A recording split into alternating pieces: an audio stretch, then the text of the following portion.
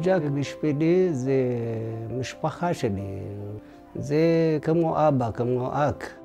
ג'ק זה מקום למפגש עם קהילה שהיא כל כך חיה בינינו, אבל אף אחד לא מכיר את הסיפור שלה, ויש לה סיפור שאנחנו מכירים מההיסטוריה שלנו, סיפור של הישרדות, סיפור של אומץ. המטרה שלנו היא בעצם להיות בית לקהילה. אנחנו מנסים לתת להם להרגיש פה שהם תמיד רצויים, שיש להם פה בית פתוח ואוזן קשבת, ולהרים את הקהילה למקומות שהם יוכלו בעצם להתחיל לעזור לעצמם. אם יש לו שאלות, אני שואלת אותם חופשי. משהו קשה לי, נגיד בקופת חולים. אני באה לפה, אני מספרת להם לפה. ג'ק גורמים לי להרגיש רגוע בשבילי, גם לילדים שלי.